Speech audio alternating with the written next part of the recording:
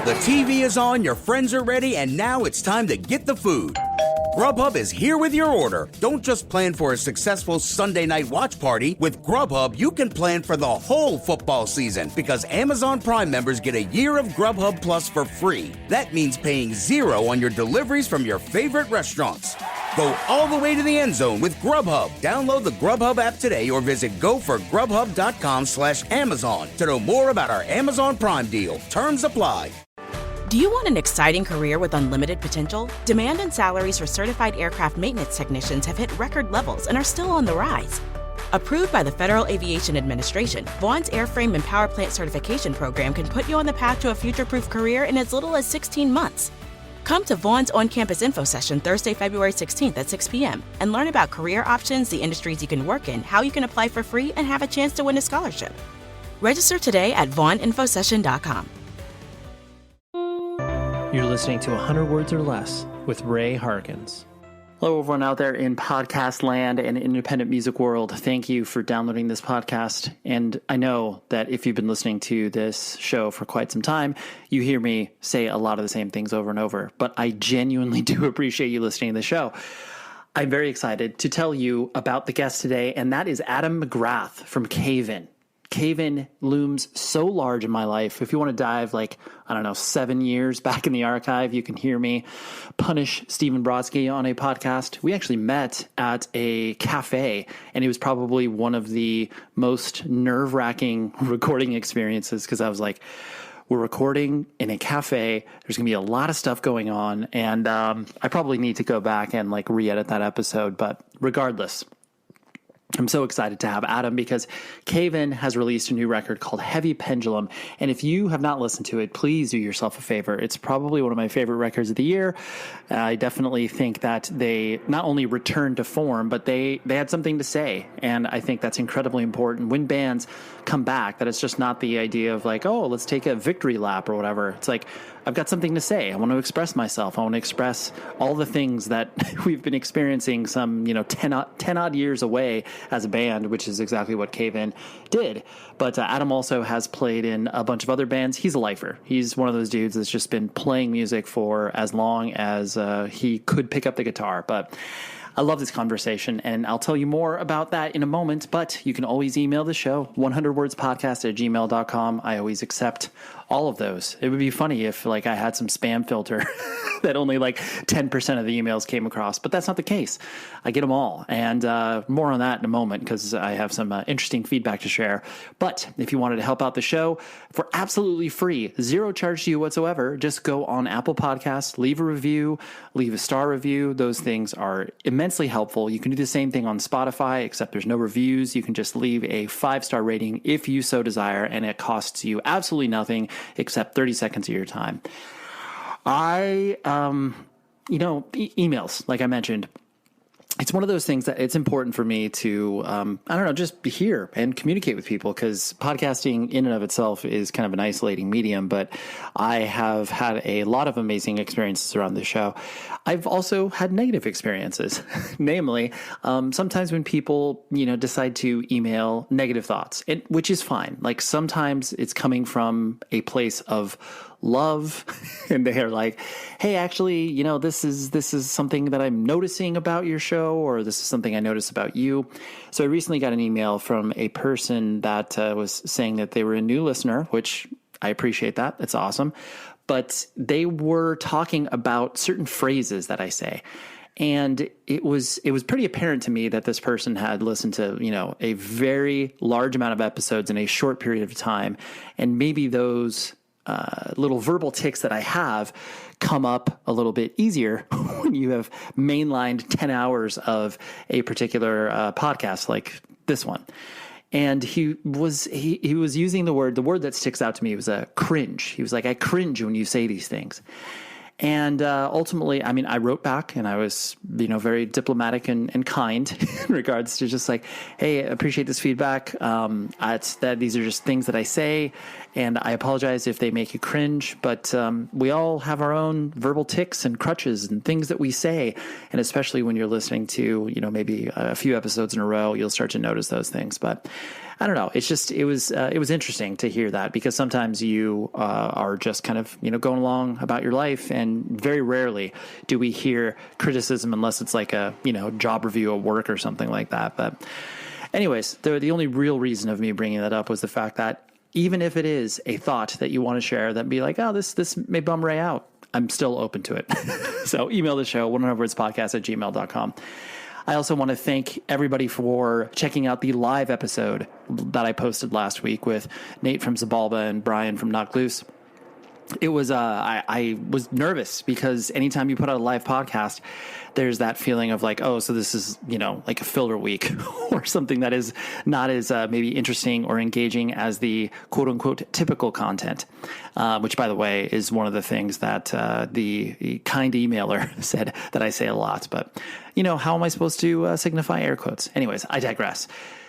But everybody was very kind about the live episode and said that it was a nice change of pace, enjoyable, and there was a few other adjectives peppered in there, but I appreciate that feedback. So anyways, let's talk to Adam. Cave-In. Oh my, I was actually trying to count up before I spoke to Adam how many times I had seen Cave-In personally, and it's the better part of like 30 plus times. It is an absurd amount. I just love Cave-In, and I continue to love them, and you should check out Heavy Pendulum. So here is Adam. Cave-In has personally been in my life ever since Beyond the Hypothermia. Like, I'm a 41-year-old, aging hardcore kid. Nice, old school. Oh, yes, definitely. A real yes. fan. Well, I appreciate that. I mean, definitely. Honestly, like, I was actually trying to recollect how many times I've seen you guys play. And I mean, honestly, it's probably over 30, 35 times, just because, like, I mean, you know what it's like, especially when you play in bands where you just happen to be in the same city and you're like, oh yeah, I'm going to, like, watch, like, of course I'll see Cave-In when they're playing Vegas or whatever. Right. And it feels very interesting for me to watch you guys literally grow up musically, which sounds weird to say because, that's like, it just feels, like I said, it feels weird to say that because you're like, oh yeah, I guess I've been aging along with this band and watching them as they, evolve musically. Is that weird for you to kind of reflect on the fact that it's like, oh yes, my literal music history is documented, warts and all, so to speak? I've been thinking about it a lot lately, honestly, and it's a trip. It's a trip to still be doing Cave-In at 43 years old. To look back and see, everything the highs and lows and the things we accomplished, and obviously losing Caleb along the way. I mean, it's been a crazy trip. It's been a crazy experience, and I feel so lucky. There's not many people I know my age putting out like new records with their band they were in when they were in high school. This is a crazy experience. It's like, I'm like rubbing my eyes. I'm like, holy shit, I'm still doing Cave-In. This is crazy. You know what I mean? Yeah, right. Well, and I'm sure too, with the fact that the musical evolution that you guys have gone through and all the different permutations of the band, where you are able to watch people who probably hated you when you became quote unquote softer and then came full circle where it's like, oh, actually, you know what? Jupiter is pretty sick. It certainly happened. I mean, there's a lot of people that have come full circle, and even with this new record, we have like all these people who like, oh, I've heard of that band, but I've never actually listened to them. It's still happening. And people have come around to, and some people go back. There's certainly a corner of our audience that are just only Antenna fans, that only know that record, and they go back and they're like, what the hell's going on? Yeah, like, why they're yelling at me. Yeah. But, I've been saying this in interviews and things like that. I mean, we had just relearned that Until Your Heart Stops last winter, and relearning it was a lot of fun, and also relearning it, you can hear Cave-In in that record. You can hear what's coming, and I think anyway, it's in there. I'm sure people will like, well, how come you don't have any more like chugga chugga? But, we just kind of went the other way, really, but you can hear it. It's in there, Yeah. Well, and that's the thing where I think these seeds, I mean, even from the, whatever, Split 7 Inch with Piebald and all that stuff, like you see seeds of it where it's like, especially too, from the fact that, yes, you guys were young and, by all stretch of the imagination, maybe a little bit more proficient at your instruments than maybe some of your friends. But it wasn't like you guys were, completely throwing the baby out with the bathwater every single time, where it was like, all right, now let's be a, prog rock band or whatever. It was like, no, the evolution was there. You're planting the seed, so to speak. Yeah, and I feel like we've always been caving. If you go back to it, I mean, there's definitely moments where I think we're pushing a little too far out, and we're kind of getting too far away from what makes us good, and I think we're stretching almost too far. Sometimes maybe we didn't stretch enough, but I think now we kind of know who we are as a band.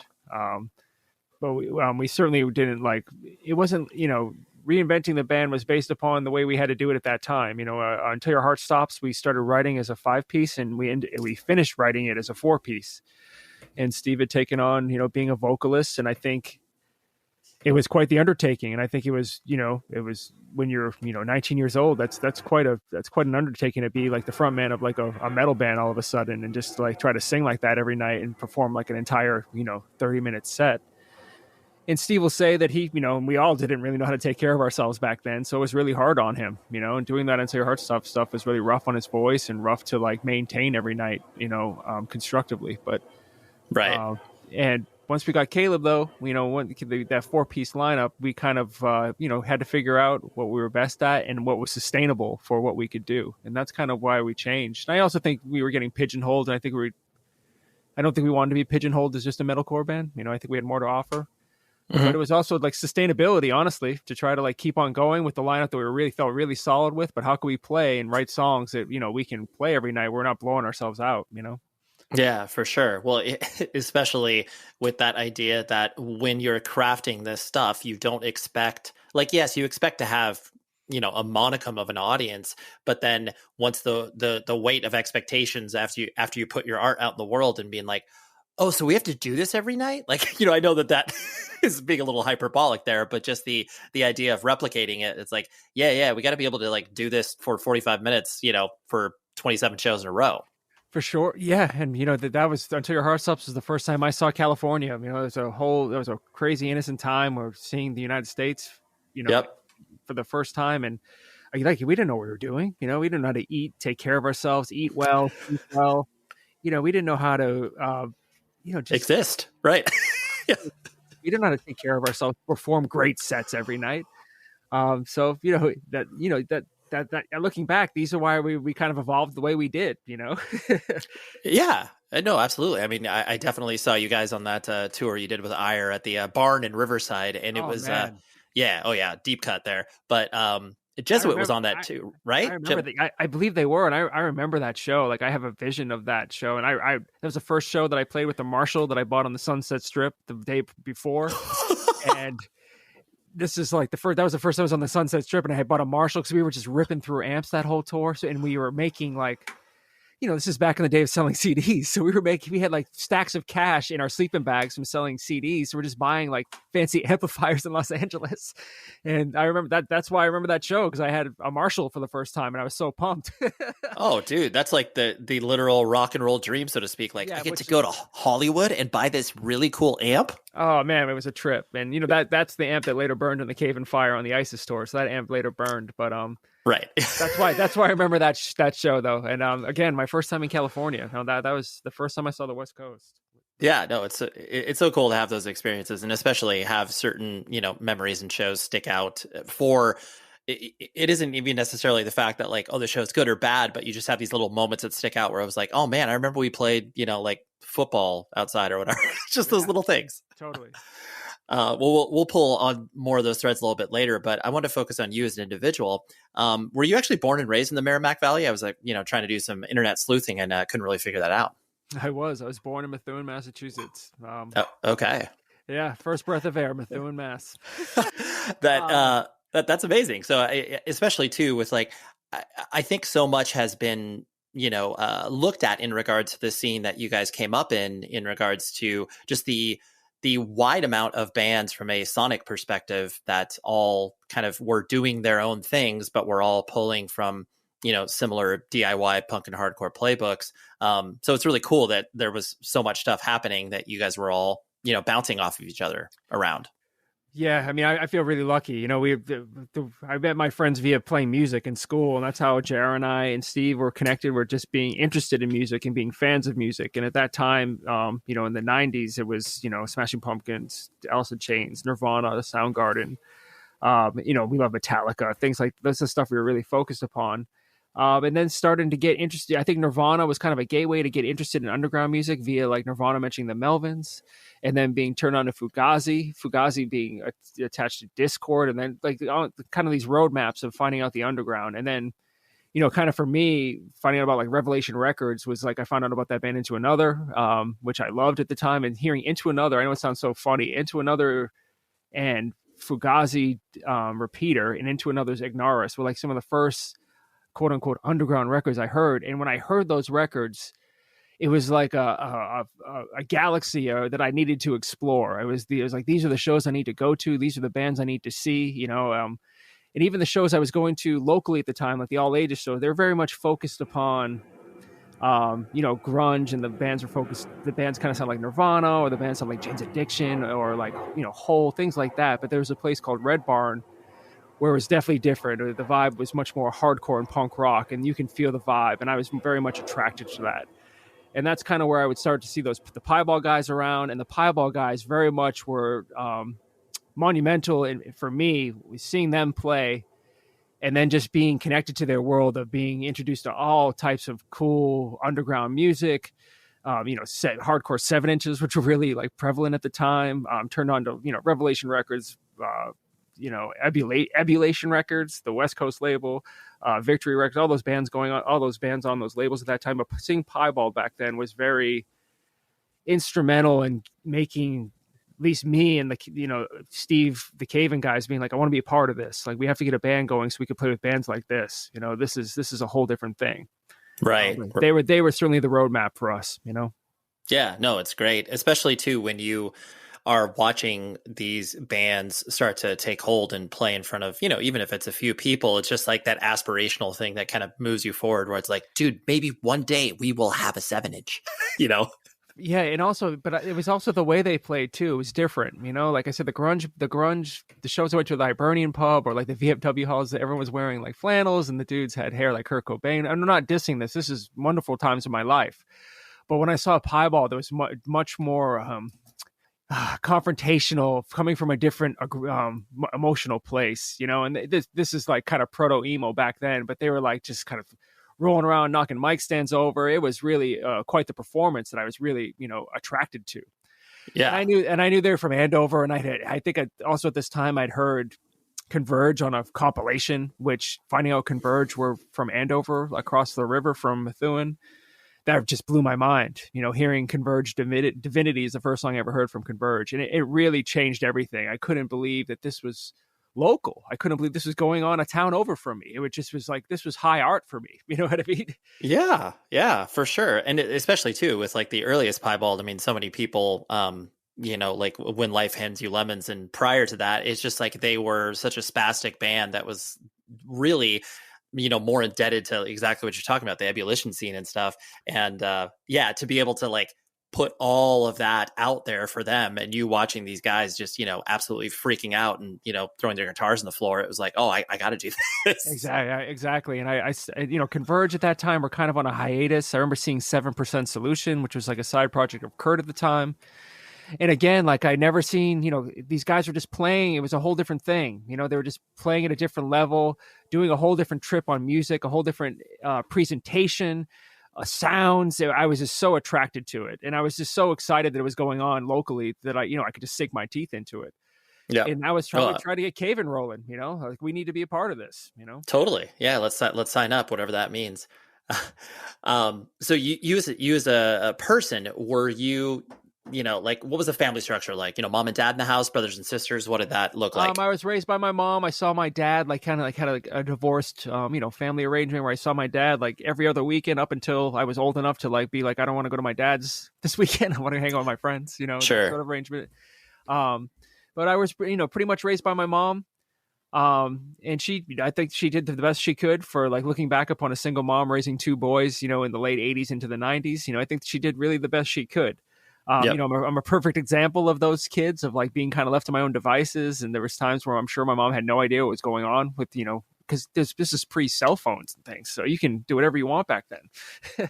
Totally. Yeah. You just like show up for dinner, please. Yeah. She had very basic rules, but, my mom was very good for me, and I had a very safe and, food on the table every night, very safe place to live. And I have no qualms about growing up in my mom's house. Aside from, I was the firstborn, so I had to break a lot of ice, as far as that goes. Right. You had to be the trailblazer of like, oh, so I can't do this. My mom will get really mad at me. Yeah. Or I had to be like, I'm going to do it anyway, and she'll get over it, but my brother would just like, he could do it like nothing, my brother can do whatever he wants. Totally. The baby of the family definitely, can kind of get away with stuff where it's like, okay, Adam, like you're not getting a tattoo at 16, idiot. Yeah. And when you get older, you really, now I look back upon it. I mean, I couldn't even imagine raising two boys. I couldn't even imagine doing it on my own and like, having a couple weekends to myself. And I think about these things now, and, your parents had no like manual, and I was pretty lucky. I lucked out, and my mom did the best she could and everything. I think my brother and I turned out pretty good.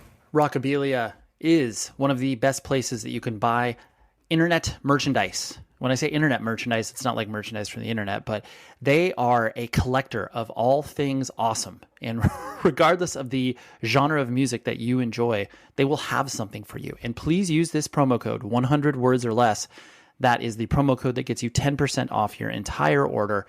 And I think you would say that that's a good deal, right? So go to their website, poke around, 500,000 items, independently run business.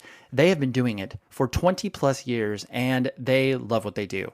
So trust me in saying that you are supporting bands when you are purchasing merch from there, because it's all officially licensed stuff. So again, use the promo code 100 words or less. Shout out to Rockabilia. What did your mom do for a living as she was raising you guys?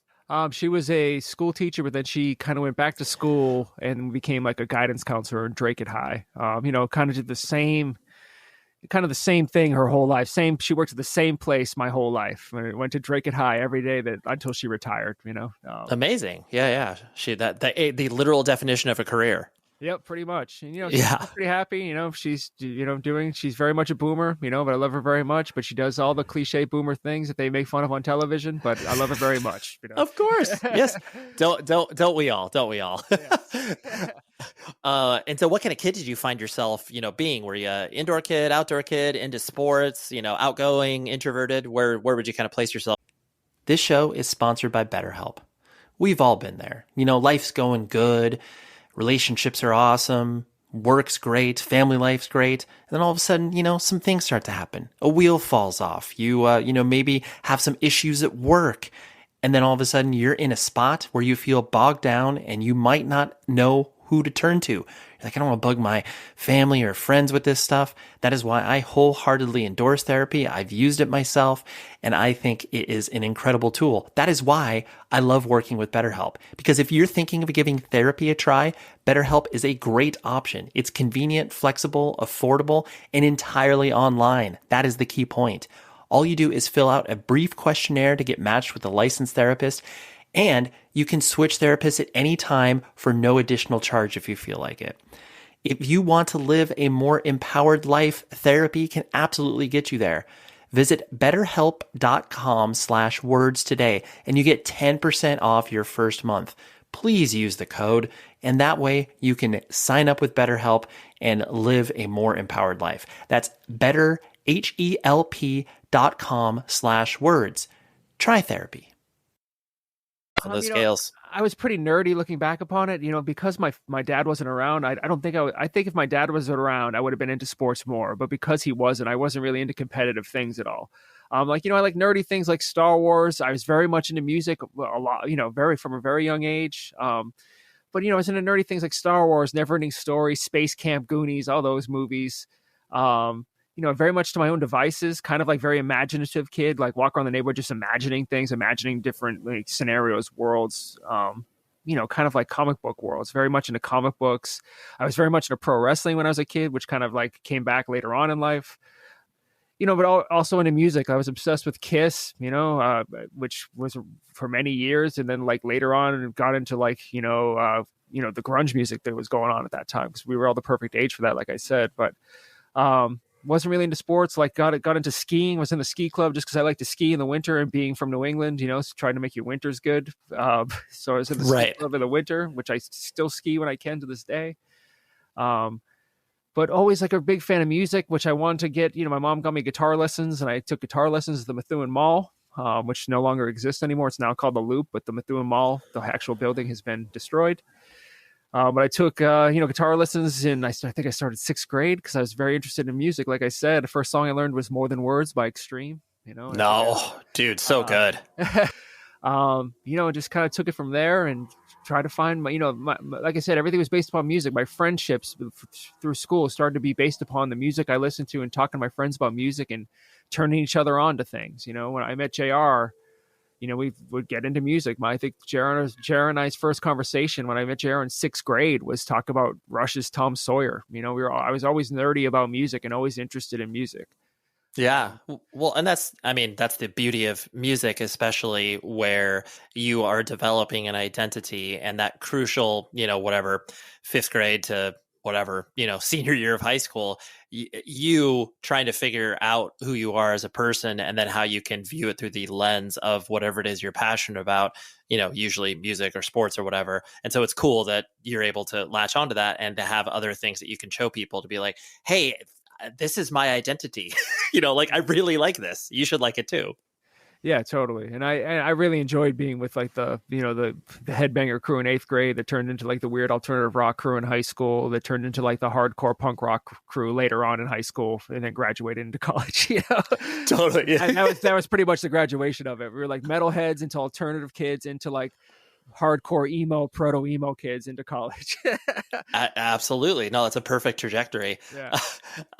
And so was school of interest to you? Like what was kind of the, proverbial life path, as it were, in regards to, did your mom want you to be in education? Like, was there any expectations placed around that? Education was big with my mom and her family for sure. And she definitely was hell-bent on me going to college, which I went, and she had the dream of really like help, my family to like help me get through college, which they did. And I'm very thankful for that. I think, however, though, looking back upon it, me and my mom talk about this to this day because she's like, I wish you would have made this decision or this decision. I wish you would have gone to this college. But it's every decision I made because I joined Caven when I was 16 or 15 or 16. Every decision I made in life after that was based upon being in that band, for better or for worse. You know what I mean? Totally. So going to college, I went to college in Boston because I knew I could keep Caven together. You know what I mean? I didn't go, looking back, I probably would have loved going to UMass Amherst. It's beautiful out there. I love Western Mass. Probably would have loved it, but I stayed around because I wanted to do Caven. And in hindsight, to me, sitting here right now on today, it was all worth it, but every decision I made, I think because I joined Caven early on, it was all based upon sticking around for that band, Yeah, no, I love that idea because there's that, especially too, where there's no kind of future planning in regards to the band besides the fact that like, oh yes, I want to tour, I want to release a demo tape and then maybe put out a record, but you build your life around it because you want to be present and accessible, because like the moment that you aren't, you definitely don't get thought of, and you're like, well Adam can't play in the band anymore, he can't drive 4 hours because he's going to college in Vermont or whatever. It's like, that's not happening. Yeah, to move on without you, and I just loved it. I mean, I loved it from high school on. I just couldn't see myself giving it up. And like I said, looking back upon this now, it's a little crazy, a little delusional, but I'm happy I did it. Yeah, I really am. I mean, it's like even now, like I said, doing this still now at 43, I'm like, what a trip. I'm like, I can't believe I'm still doing it, and I'm really happy. I am. I really am. Yeah. Oh, absolutely. And is Caven ostensibly like your first band? Because, like you said, you did join them when you were 16. Was that your first, I guess, band that actually, recorded something, or had you played in stuff before that? I did this band. I think we were called like Switch. Maybe we had a terrible name, but we Okay. wrote a bunch of songs, played like a backyard, and played in Lowell, Massachusetts once. I don't think we ever recorded anything, and I had no studio experience. Caven was the first band where I got real experience. And Steve is very much, when I got in his world, he was very much ahead of the game as far as his playing and his ear and his he already knew how to really. I know it's going to sound funny, but he knew his way around the 4-track. But back then, no one I knew how to use a 4-track, but he did. You know what I mean? So he was really like, when I joined Caven, the demo it started to lay down the demo and just try to lay things down. I had no experience of recording, so it just was really rough early on. All my experience of becoming who I am and polished and who I am as a player comes from playing in Caven for sure. Right. Everything I've learned, amp, everything. That's awesome. I know, especially from many people's experiences, where it's like when you look at people's first band experience and then certain things where you're just like, this can't be your first band, is it? And then just it's like, no, like, it technically was my first band and I'm still playing in it. It's just so cool to hear that. Yeah, it's crazy. It's Totally. Like, even telling people who I haven't seen in a while, like, oh, what are you doing? Like, oh, recording a record, like with who? I'm like, oh, Caven still. Totally. Yeah. Totally. Yeah, you know that band I did in high school where we drove around in a van? Yeah, pretty much still doing that. Same thing. Yeah. So, that's really cool. I mean, this is a unique experience, and I'm just trying to enjoy it. I'm just trying to enjoy it. Absolutely.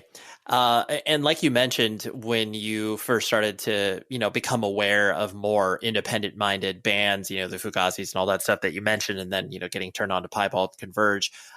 What do you think attracted to you? Like once you started to go to shows and kind of see that, that energy happening in small spaces, was it the fact that it seemed, I guess, attainable for you, or was there another thought process of what kind of drew you into those type of shows? There's a bunch of things. I think straight edge drew me to it at that time. I think the veganism, vegetarianism thing, the politics of it was interesting to me. The way that the bands performed, the way that the bands presented themselves, the way the demos looked, the way the records looked. I was just really, I was just drawn to it. I remember going to Newbury Comics in Salem, New Hampshire, and buying 7 inches just based upon what was on the cover, like buying Chokehold and Stilled, because on the back the dude had X's on his hands, and that's and I love that record. Buying records that had the Revelation logo on the back. Like, okay, this is called Burn, I'll buy this. This is called Statue, I'll buy this. Quicksand, these all have Rev logos, just checking things out. Same thing with Discord, Blue Tip, Lungfish, Hoover is really important to me back then. I mean, I still love Hoover, but just based upon the label, just finding those things. You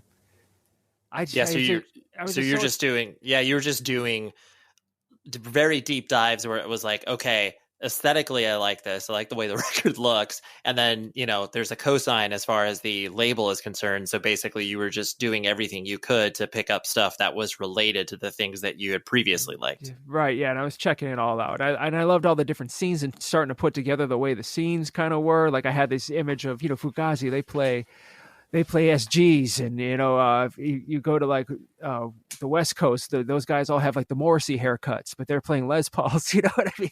Right. The unbroken scene, and then like you would have like just these weird things I would have about the scene. Then you have the Philadelphia scene, like the proto emo Frail scene that later became like Ink and Dagger. Just kind of all these different scenes and these different ways that they looked and the different ways they presented themselves. I was just so interested in it. I also love how that was kind of like the Underground Railroad. It was all kind of connected via mail, or you would find out about it, like I said, the label, because this is pre-internet, or you'd find out about via zines or like the or ads and zines, like record labels putting ads. I would like kind of go through the list of like, I need to check all this stuff out because it's on this label, if I could find it. And it was also being turned on via the Piebald guys got me into a ton of stuff too. And I actually saw those guys a couple nights ago, and I said to them, because I've been doing so many Caven interviews lately, and I've been talking about you guys a lot, and you guys got us into a lot of great music back then. You guys had you definitely had an edge on us because they were a click older, and they also had the Converge guys around, so they had a lot. They definitely knew a lot about like Lincoln and Universal Order of Armageddon and just all these kind of weird, underbelly bands. Right. Well, and especially too, I really like how you are articulating the different, not only types of scenes, but then the sonic differences of the bands, and then how you were able to kind of look at someone who, even though, is a year or two older, they feel like infinitely older, especially when you're just like, you're 17 and they're 20 and you're just like, oh my gosh, like you're so much older than I am. Oh, totally. But but like you said, that they can show you these things where it's like, oh yeah, check this thing out that's a little bit, left of center. And this was what Gravity Records is. And then you start to be like, oh, okay, this is San Diego, but a different San Diego than, Unbroken or whatever. Exactly. Yeah. You start to just put it all together. And it was really interesting to me. It really was. And there was so much, there was great stuff going on at that time. People have a lot of romanticism for like late 80s hardcore and things like that. But I'm really happy that I experienced what I did in that weird mid 90s to mid 90s going into the 2000s that I did. I thought it was awesome. I saw some great bands, some great shows, and innocent times too. A lot of stuff that's not going to happen anymore, because of, the internet and fire codes basically. But I saw a lot of cool stuff. Yeah.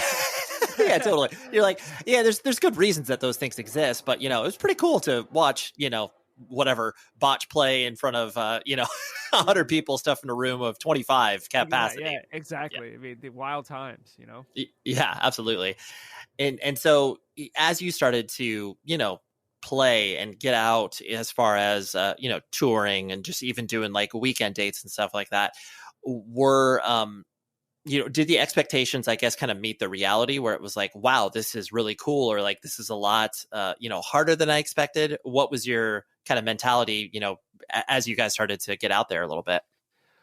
Very naive, but also excited and really hungry to get that experience. But it also weeded out, weeded out some people to get to us to the lineup that we had for years. We definitely weeded some people out because you learn, looking back, not everyone can travel like that. Not everyone can travel on the road and eat like shit and not sleep and it's kind of an unstable, crazy life, and it's not for everyone. And you learn pretty quickly who you can travel with and who you can't, and who can even handle it. And that's not a slight, because it's not really it is what it is.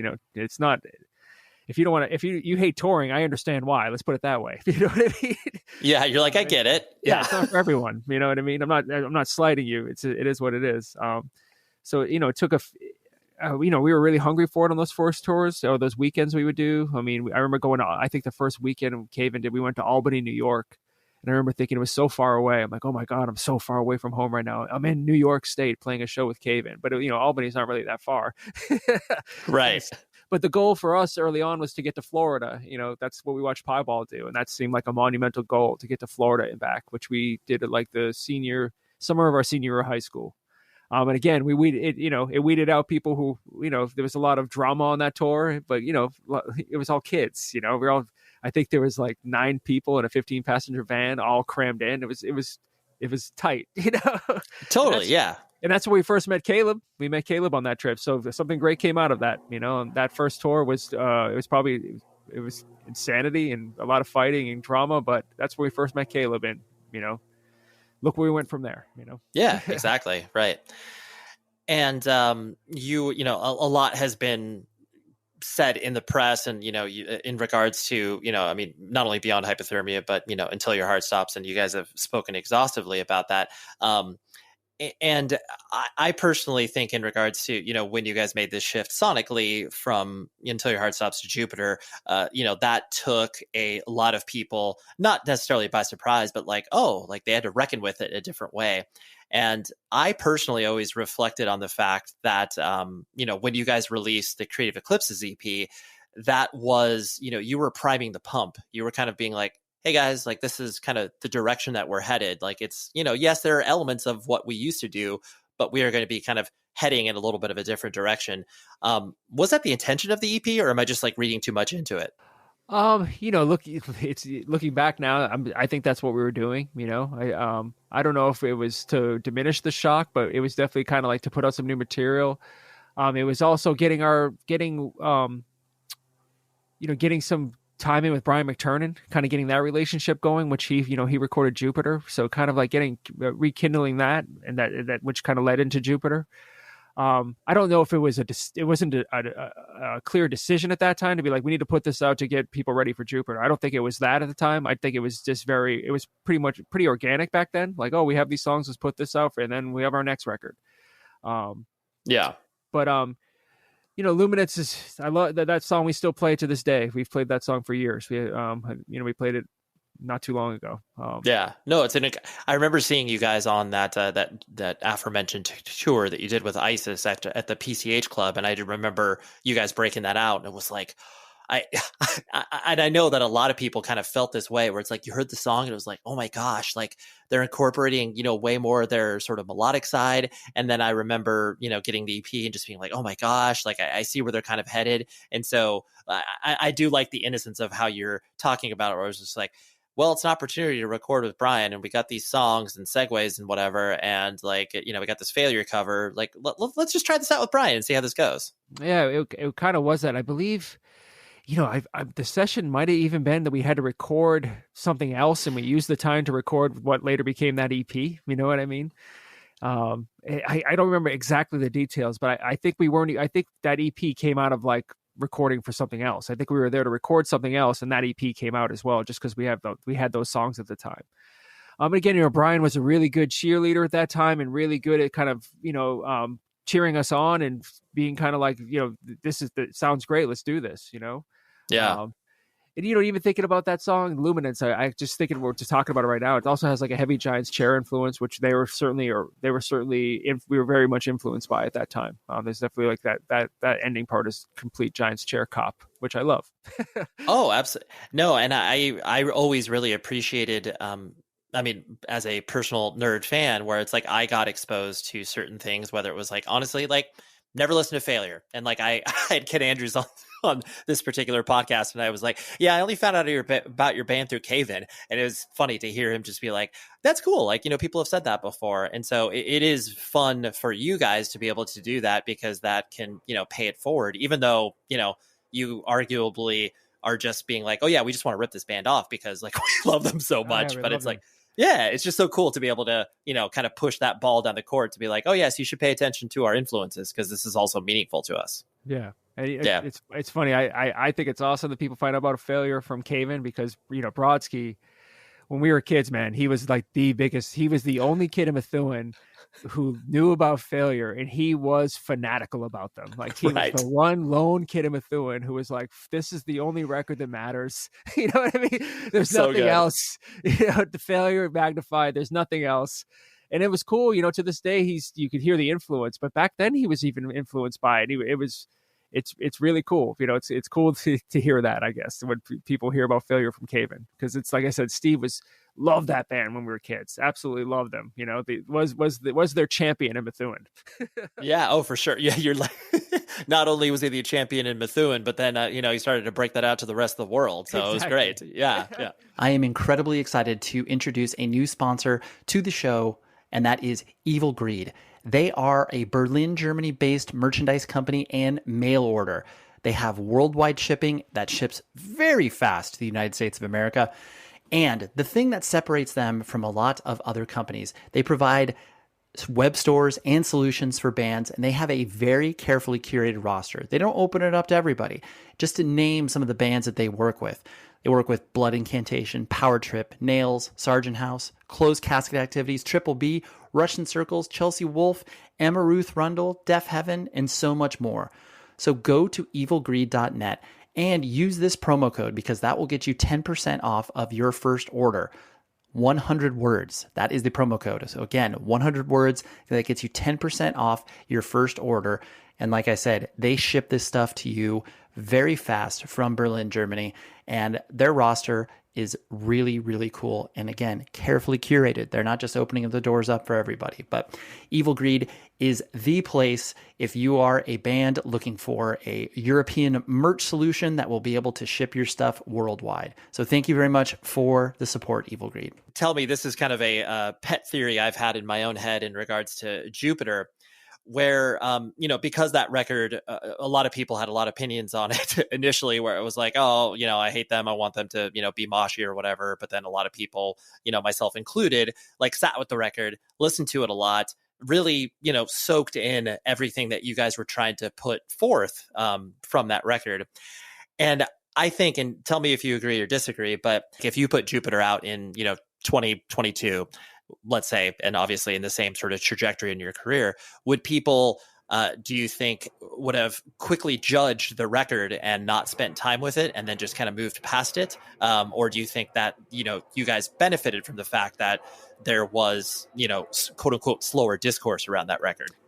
BetMGM, an authorized gaming partner of the NBA, welcomes basketball fans with a slam dunk offer. Simply place a $10 moneyline wager on any game. If either team hits a three-pointer, you'll automatically receive $200 in bonus bets. Just use bonus code Jersey200 when you place your bet.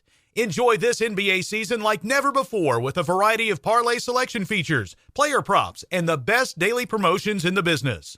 Download the app or go to BetMGM.com and use bonus code Jersey200 to win $200 in bonus bets if either team hits a three-pointer in the game you wager on. Visit BetMGM.com for terms and conditions. Must be 21 years of age or older to wager. New Jersey only. New customer offer. All promotions are subject to qualification and eligibility requirements. First online real money wager only. Rewards issued as non-withdrawable bonus bets. Bonus bets expire 7 days from issuance. Gambling problem? Call 1-800-GAMBLER. I mean, it's tough to say. I mean, we certainly felt the discourse for that record when we put it out. It's true. Yeah, I mean, there's no doubt, and also it kind of gave us tough skin, because I feel like, we got a lot of shit really early on pre-internet. Now when it happens on the internet, it's kind of like a joke to me. You know what I mean? Like I feel like I actually felt it in reality. That's true. So, no, I mean, we certainly felt people being disappointed, and there was certainly, there was people who were pumped. There was people who were definitely like apprehensive, being like, I don't know, I'm not sure about this. There are people who are trying to convince us that we were completely made a terrible decision, that we need to go back to making metal, and that this is just a fluke, and that we'll get back to doing Until Your Heart Stops sooner than later, and everything will be fine. It was a strange time.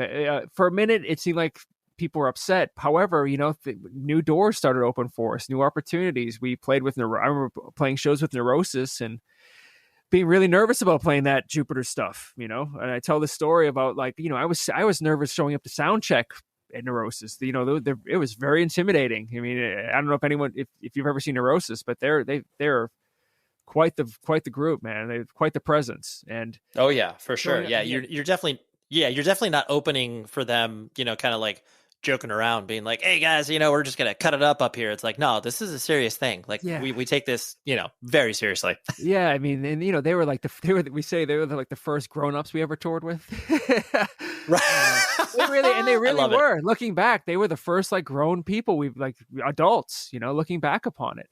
But it was like an education, and also doing that Jupiter stuff. I remember playing in the Stream of Commerce and Von Till like just standing in front of me, and I'm like, oh my God, here we go. You know what I mean? Here we go. And it was kind of like, should we be digging up the Until Your Heart stuff? And I remember that time we were really hell bent on only doing Jupiter stuff to really force the issue, for better or for worse. But I mean, I remember the Neurosis crowd was really open to it. The Neurosis crowd was really open to it, and Neurosis seemed really like they were into the set, and it was like an affirmation and a really positive moment for the band. And it was also, like I said, Jupiter gave us a lot of opportunities. A lot of new doors were open for the band. We played with like Jets to Brazil. We did shows with Raina Maria, just different types of things. All of a sudden, we weren't just doing, metal festivals. And there's nothing against that, but it was just, we had new opportunities open up for us. And I think we were stoked about that, Yeah. Well, I remember, correct me if I'm wrong, but I think you guys toured with Unwound, right? We did do a handful of shows on the West Coast with Unwound. And again, like grown-ups with kids. Totally. And I think I'm not sure how much they even played after that. I don't know. I thought they might have broken up quickly after that. I'm not sure. Yeah, I know. I distinctly, I think you're correct, because I distinctly remember I saw you guys. You notice a trend here. It's like I've seen you, like I said, a few times, but watching you guys in Unwound at like the Glass House side stage or whatever. And I think it was like right after the, as the leaves turn or whatever. And then, they kind of, just faded into not actively touring anymore. Right. And those shows were really cool. And I remember they weren't really well attended, and I couldn't believe it. I was like, wow, what's going on? It's now, of course, sure, if I want to play, they blow the roof off the place. But yeah, again, we got to do cool stuff. It's funny, I forgot about that Unwound thing too. You just reminded me of it. Again, an awesome opportunity that we wouldn't have gotten if we're playing Until Your Heart Stops. And it was really cool. It was really fun to be around those bands and play like different types of shows in front of different audiences. I'm sure we got some new fans. Yeah. And I don't think we weren't like, I think that we look back upon, not abandoning the metalcore stuff at that time was probably not the best idea. But again, when you're young, you don't make the best decisions. We were really hell bent on forcing the issue that this is who we are now. And we were doing that for better or for worse, right. Looking back. And I think, yeah, not to interrupt your train of thought, but like I totally, I see where you're headed in regards to, because there was definitely that notion, and you guys played into it in a funny way where it was like, you'd start off a, riff from Until Your Heart Stops and be like, I'm just kidding, guys, we're not going to play that. And like, that was, I respected it, because at the end of the day, it's like, this is your guys' band. Like, we're along for the ride. And, if you whatever, bum a few people out along the way, like, that is their decision. Like, that's not on you guys per se. Yeah. Like, I think we, like I keep on saying, for better or for worse, I understand going to see a band and having them fuck with you like that and being kind of like, well, fuck you. You know what I mean? I get it. I mean, if a band played a beginning of one of my favorite songs and then didn't play it, I'd be like, what the fuck? You know what I mean? Totally. I get it. I totally get it. And as we've gotten older, we've tried to be better. And, I remember, pretty much being fried from the major label experience is why we started playing a lot of those songs again, and I'm glad we did. It's cool to play well-rounded Cave-In sets, and I don't think, I can't really think of anyone who does exactly what we do. There's people that do things better than us, and but I don't think there's anyone that does what Cave-In does. Yep. No, totally. And in regards to touring, I'm sure your relationship with touring has evolved over time. Have you always enjoyed it, or has it kind of ebbed and flowed based off of, I guess, your own personal, headspace, or has it always been pretty consistently enjoyable for you? I've always loved traveling. I've always loved it. And, okay. But I will say that, I look back upon my early 20s. I wish I wasn't like shit-faced and drunk every night. I don't drink anymore. But I look back upon just being, wasted all the time. I mean, I had a blast, but, I look back upon, I'm like, man, I wish I wasn't shit-faced all the time. That, right. Drunk the whole 3 months I was in Europe, because I was, but this is looking back on being young. Those are my only kind of like, man, I wish I changed that, but it is what it is, Sure. No, I totally get that. And in regards to, the business of the band, like as you guys started to, and I use that maybe in air quotes because, the moment that you get paid $150 for a show, it's just like, oh my gosh, there's so much money. I can't believe that. What was your own personal relationship with the business side of things? Did you like to keep your head kind of out of it because you just enjoyed, all the other aspects of the band, or did you like to, take a role within that as well? I definitely did not for a long time. But I've learned as I've gotten older that it's good to have your head in that, which I'm like the accountant now, but we kind of manage the band together. We kind of all have our individual roles. But when I was younger, especially the Antenna era, it was all left to other people, and I was just being like a jerk off 22-year-old. I was right. I was not paying attention to the band, and and I probably should have, but. Sure. These are the things, you look back, this is why I do it now, Right.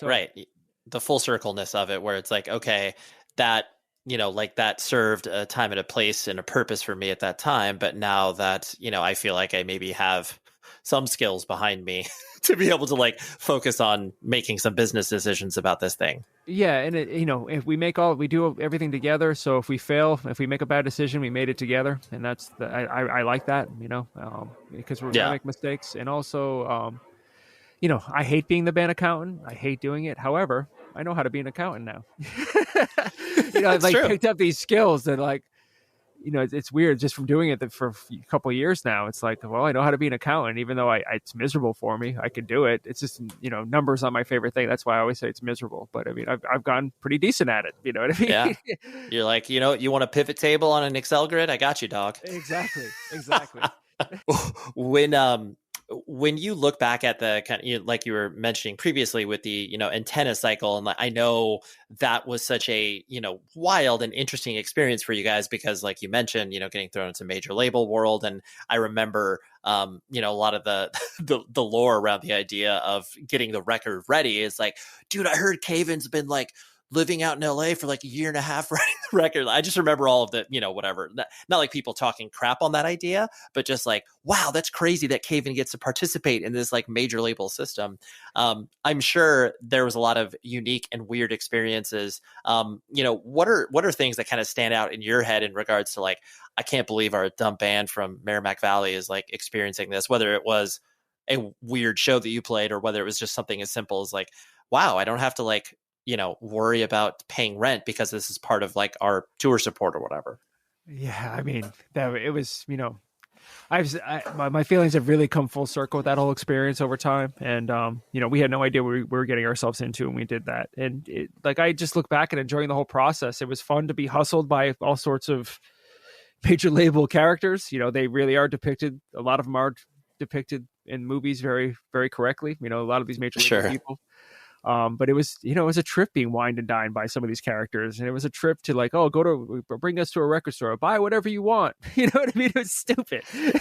Like walking out with like grocery bags of CDs, this is a CD era. Just like these hotshot major label guys, like talking to you like used car salesmen, Right. And like you said, we didn't live out there for a year. I think we were out there for 6 months, but it was a trip. Methuen kids living in Santa Monica for 6 months. We were living right on the street. I told this story in other podcasts, but I'll tell it again. There's a building. We lived in this place called Citrus Suites, which is kind of right on the beach, kind of near like the amusement park there, whatever it is in Santa Monica. But there was this building behind me that I remember I used to walk by it every day because I would go out for walks every morning. And you look up at the top right of this building, and there's this like punching bag dummy, kind of you would see him like in like kickboxing studios or something. It's just like it looks like a human being, but it's like a dummy, just kind of on a stand. And I would see it in this window every day, and I would look up because I would think it was a person, but I would notice this dummy. And, it's in my memory now, just my time in Santa Monica. Like, remember that? I would see that dummy in that window at the top right of that big apartment building. And then I kind of put it all together years later. That's where they pulled Whitey Bulger out of. That's that apartment. Right. and the police photos, you see the picture of that dummy that I looked at every day. I'm like, oh my God, like Caven was living a block away from him while we were making Antenna. Right. No big deal. No big deal.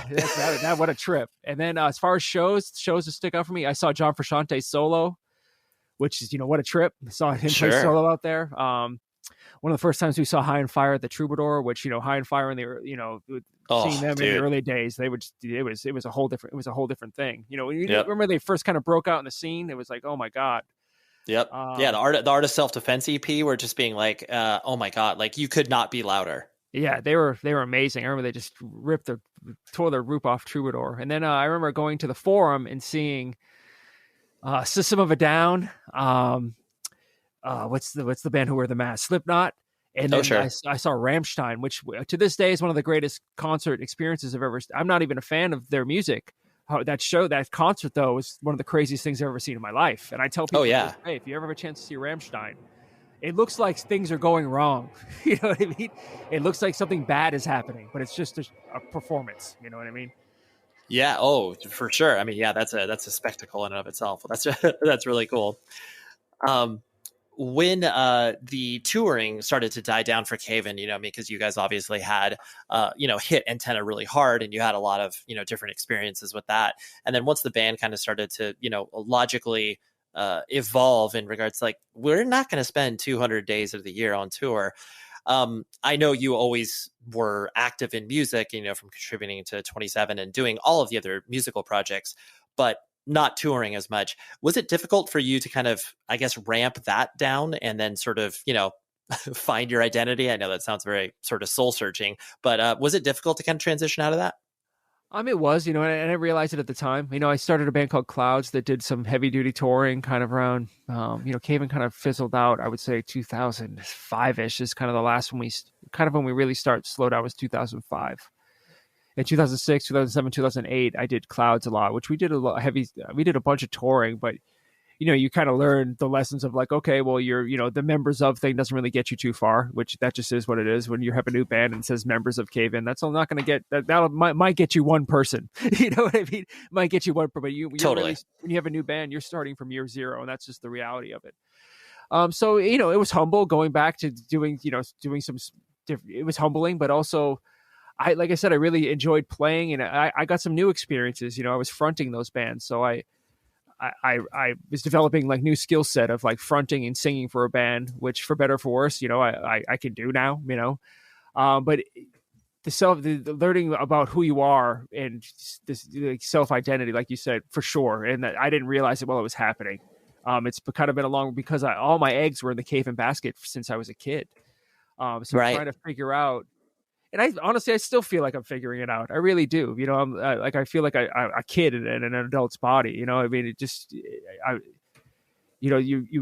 the music slows down. So it's like, okay, so should I get like a real job now? I'm not touring anymore. You need to get the job that has the good paycheck because that's what you're supposed to do as an adult. And then I get these things and I'm not happy. You know what I mean? And then I get these Sure. opportunities to play in other bands, or like Jake Bannon gave me an opportunity to play in Wear Your Wounds. Mm-hmm. And I remember going back to Europe for the first time in like, I don't know, 10, 15 years with Wear Your Wounds. And it was like, oh my God, I feel alive again. Like, this is what's missing from my life. It's being in a fucking band. This is what I do. And I don't want to be an event manager anymore. Right.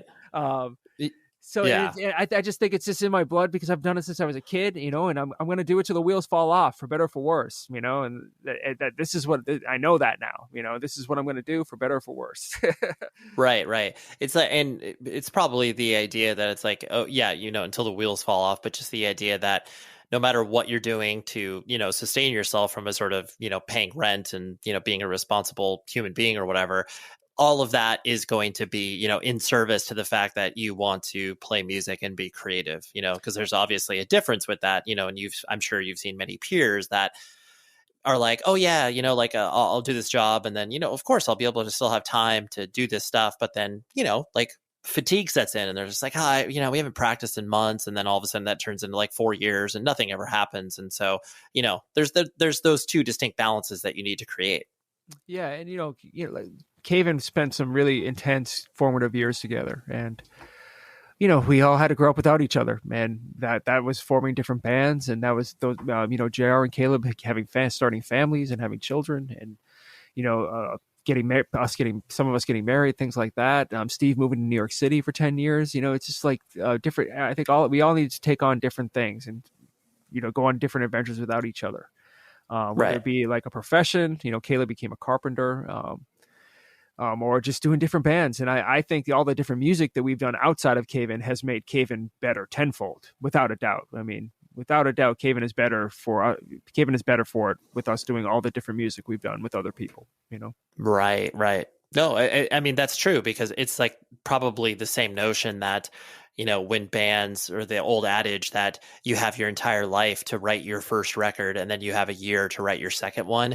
And then usually bands, their second or third record, you can see them talking about like, oh man, life's crazy on tour and here's the van. And like, it's giving that real life experience will give you weight to be able to put towards your creative endeavors, because, you've experienced life as opposed to just, sitting in a van and rolling around, which is fine. But it's like, if you don't have anything else to leverage that against, you're not pulling from anything, sort of quote unquote real, for lack of a better term. Yeah, it's like suspended animation. It's definitely that's exactly right. Yeah, it's a strange life, and yeah, I mean, now I look at it now. Back then you just think you're living this touring life. Now when I'm traveling now, I know that there's a beginning and an end, and I just try to live in the moment. And if I try to like soak in the place that I'm in and really like embrace it and enjoy especially if I get a chance to go to Europe or even Japan now as an adult. Like when I say as an adult, basically not drinking, not in my 20s. I just really soak it all in and really appreciate it now. It's a whole different trip now.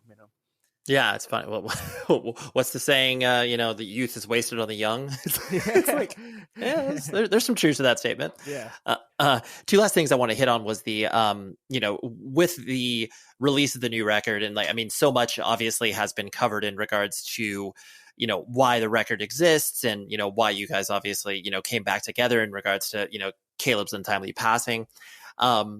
And to me, this feels like even if you were to remove the sort of, the Caleb scenario, it seems like this record is a real definitive statement in regards to the fact, like, there is a reason that this exists. And I am sure that was a very deliberate thing on your guys' part, where it's like, okay, this like can't just be another quote unquote record because there's a lot of weight emotionally behind it. And then the fact that, we're coming at this for the first time, releasing new music in 15 plus years or whatever. In short, was that the real intention of you guys as you started to put the music together? Like, hey, this needs to be something, I guess for lack of a better term, special? I mean, we knew a record without Caleb had to be special, and I don't think any of us wanted to go out. I don't think Final Transmission, I don't think myself, Steve, or JR were happy being Caven's last statement, as a band. I think it's a good, tribute to our friend, and that Final Transmission is everything we had with him recording with us, that, him playing with us.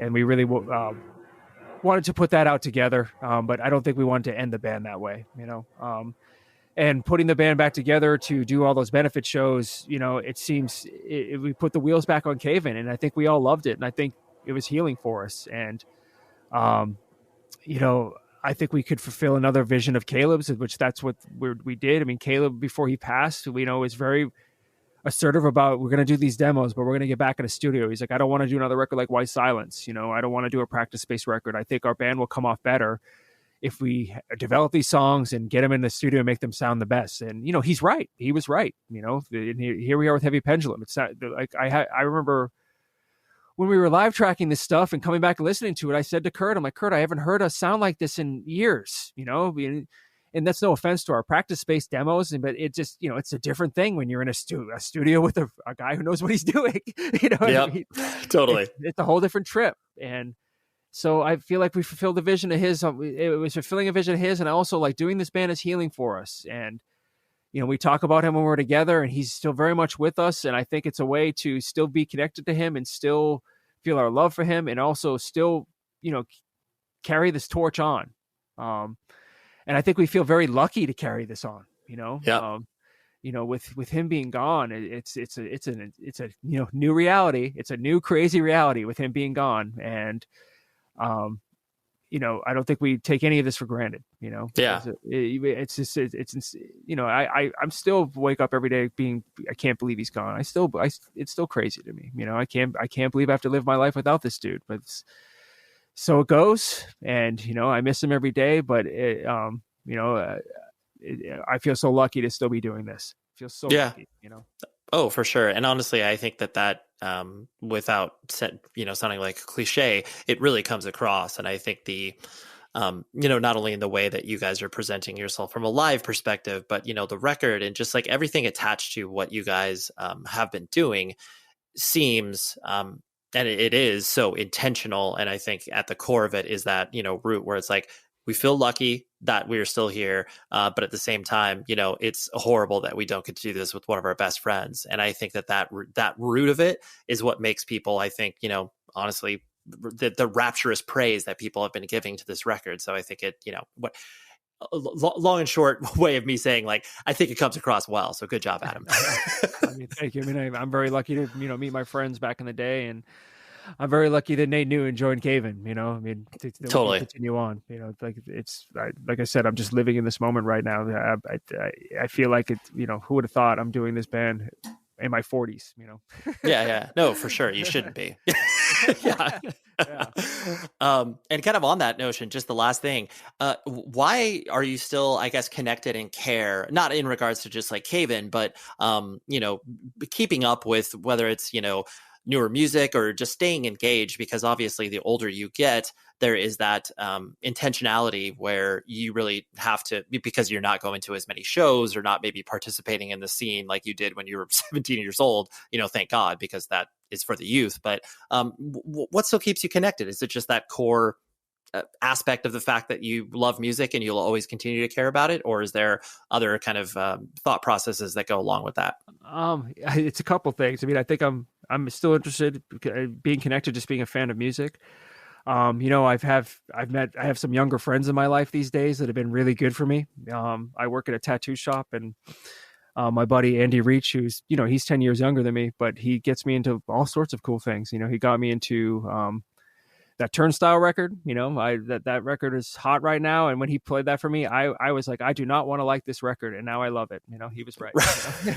Totally. Yeah. You're like, right. It's that element of like, oh man, this is like what everybody's talking about. You listen to it and you're like, oh, this is pretty good. I see what you're saying. Yeah, I see it. Yeah. Yeah. I mean, Fiddlehead, same thing. It was like, he played it for me like, Andy, this sounds like, kind of 90s music. This is strange to me now, now I love it. I think it's great. He turns me on to a bunch of things. So, and it's good to be around, his excitement and his taste just to see what's going on. And also like, I don't want to be a jaded old person because, I was around people like that when I was a kid, and I want to be inspired by things. There, another band Andy got me into was this band Ovlov that, I think that some of the amazing songwriting, and, Andy would play that in the shop and like, what is this? And again, because they're younger than me, it's a band that's been playing Boston for years, but I just missed every show because I'm old. You know what I mean? Sure. And I didn't know about it. It wasn't on my radar. But yep. So I'm interested, and I still get excited. I still want to understand what young people are into as well, even if I don't initially. I come around. Yeah, totally. You're like, well, and especially too, where it's like you can recognize if something is not quote unquote made for you, where it's like, okay, like, this is what a 17 or 18-year-old is engaging with, and like this is not meant for me, versus listening to something, whether it's like Fiddlehead or Turnstile or whatever, and being like, oh, there's stuff that I like not only recognize, but I see that this can, bridge the gap between, old and young or whatever. Yeah, I can. Yeah. And yeah, I mean, I don't want to be a jaded old person, and I'm still interested, but I also still love the classics. I still love Willie Nelson, and I still love Neil Young, and me and my brother are going to go see Roger Waters in July. So hell yeah, man. Yeah. You got to keep that involved. So yeah. Well, Adam, thank you so much for hanging out. I honestly really appreciate you letting me ping pong around your brain. But thank you for all that you've done, because I've enjoyed it all the time. I appreciate all the support, and I appreciate being reminded of all those shows. Thanks for coming, and thanks for all the support. Thanks for listening, and of course, man. Thanks for your time, Ray. Good to talk to you. That was Adam, and thank you very much to my friend Stephanie, who does his publicity. She always brings me some great ideas and great guests, and Adam is no exception to the rule. So thank you very much to the both of you for your time. Next week, I have Andy Norton from the band Praise, who they will be coming off of a hot set at Sound and Fury here in the Los Angeles area. I shamefully will not be at that festival because I actually have to travel to New York for some work stuff, but that's neither here nor there. I spoke to Andy. I love Praise. Praise is such a good band. And again, talking about albums of the year, their newest record is definitely going to be on my list at the end of the year as well. So I had to pick Andy's brain, and it was funny because we had some podcast crossover because I heard him appear on my good friend Jeremy Boehm's podcast, first podcast ever. Shout out to that show.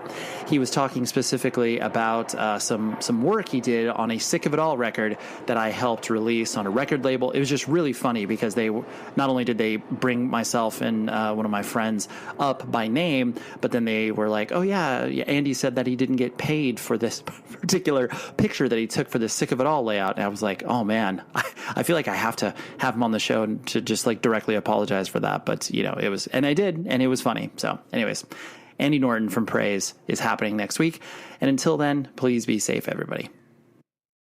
You know what it's like to endlessly seek a remedy. Are you ready for a prescription that's once daily, steroid-free? VTAMA Tapinarof Cream 1% is a prescription topical treatment for adults with plaque psoriasis. Do not use if you're allergic to VTAMA Cream. The most common side effects of VTAMA Cream include red raised bumps around the hair pores, pain or swelling in the nose and throat, skin rash or irritation, including itching and redness, peeling, burning or stinging, headache, itching, and flu. Tell your doctor about all the medicines you take, and if you are pregnant or plan to be, ask your doctor if VTAMA Cream is right for you. You deserve more from your topical. To learn more, visit topicaluprising.com.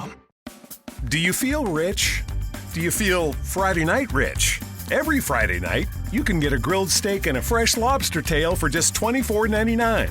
Kick off your weekend in style, only at TGI Fridays. As a charge nurse, you can be a confident and dynamic leader who supports the nursing team and guides their patient care. Grand Canyon University's RN to BSN online degree program equips you with strategies that prepare you to manage the ever-changing realities of healthcare while maintaining focus on family support and patient outcomes. What do you think making a difference in healthcare looks like? GCU offers over 250 high-quality online programs like this one. Find your purpose at Grand Canyon University. Visit gcu.edu.